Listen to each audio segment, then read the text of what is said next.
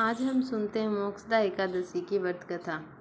मोक्षदा एकादशी का महत्व है। धर्मराज युधिष्ठिर कहने लगे कि हे भगवान, मैंने मार्गशीर्ष कृष्ण एकादशी अर्थात उत्पन्ना एकादशी का सविस्तार वर्णन सुना है। अब आप कृपा करके मुझे मार्गशीर्ष माह के शुक्ल पक्ष की एकादशी के विषय में बतलाइए। इस एकादशी का क्या नाम है तथा इसके व्रत का विधान क्या है, इसकी विधि क्या है और इसका व्रत करने से फल क्या प्राप्त होता है।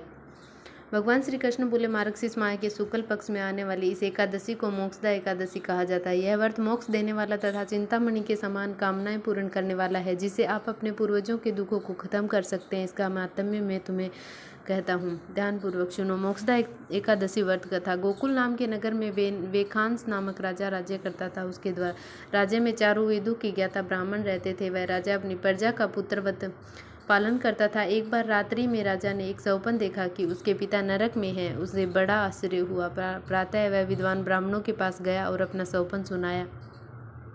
कहा, मैंने अपने पिता को नरक में कष्ट उठाते देखा है। उन्होंने मुझसे कहा कि हे पुत्र, मैं नरक में पड़ा हूँ, यहाँ से तुम मुझे मुक्त करवाओ। जब से मैंने ये वचन सुने तब से मैं बहुत बेचैन हूँ। चित्त में बड़ी अशांति हो रही है। मुझे इस राज्य, धन, पुत्र, स्त्री, हाथी, घोड़े आदि में कुछ भी सुख प्रतीत नहीं होता। क्या करूं? राजा ने कहा, हे ब्राह्मण देवताओं, इस दुख के कारण मेरा सारा शरीर जल रहा है। अब आप कृपया करके कोई तप, दान, व्रत आदि ऐसा उपाय बताइए जिससे मेरे पिता को मुक्ति मिल जाए। उस पुत्र का जीवन व्यर्थ है जो अपने माता पिता का उद्धार न कर सके। एक उत्तम पुत्र जो अपने माता पिता तथा पूर्वजों का उद्धार करता है वह 1000 मूर्ख पुत्रों से अच्छा है। जैसे एक चंद्रमा सारे जगत में प्रकाश देता है परंतु हजारों तारे नहीं कर सकते। ब्राह्मणों ने कहा, हे राजन, यहाँ पास ही भूत, भविष्य, वर्तमान के ज्ञाता पर्वत ऋषि का आश्रम है। आपकी समस्या का हल वे जरूर करेंगे।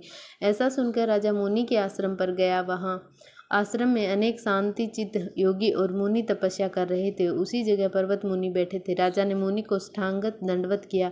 मुनि के राजा से सांगोपांग कुशल पूछी। राजा ने कहा कि महाराज, आपकी कृपा से मेरे राज्य में सब कुशल है, लेकिन अकस्मात मेरे चित्त में अत्यंत अशांति होने लगी। ऐसा सुनकर पर्वत मुनि ने आंखें बंद की और भूत विचारने लगे। फिर बोले, हे राजन, मैंने योग के बल से तुम्हारे पिता के कुकर्मों को जान लिया है। उन्होंने पूर्व जन्म में कामातुर होकर एक पत्नी की रति दी, किंतु सोत के कहने पर दूसरे पत्नी को ऋतुदान मांगने पर भी नहीं दिया।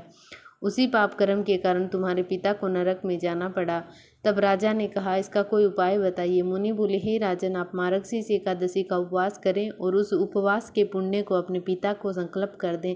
इसके प्रभाव से आपके पिता की अवश्य नरक से मुक्ति होगी।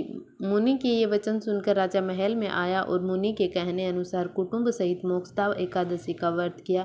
इसके उपवास का पुण्य उसके पिता को अर्पण कर दिया। इसके प्रभाव से उसके पिता को मुक्ति मिल गई है और स्वर्ग में जाते हुए वे पुत्र से कहने लगे, हे पुत्र, तेरा कल्याण हो। यह कहकर स्वर्ग चले गए। मार्गशीर्ष माह की शुक्ल पक्ष की मोक्षदा एकादशी का जो व्रत करते हैं उनके समस्त पाप नष्ट हो जाते हैं। इस व्रत से बढ़कर मोक्ष देने वाला और कोई व्रत नहीं है। इस दिन गीता जयंती मनाई जाती है। साथ ही यह धनु मास की एकादशी कहलाती है। तैसे एकादशी का महत्व कई गुना और भी बढ़ जाता है। इस दिन से गीता पाठ का अनुष्ठान प्रारंभ करें तथा प्रतिदिन थोड़ी देर गीता अवश्य पढ़ें।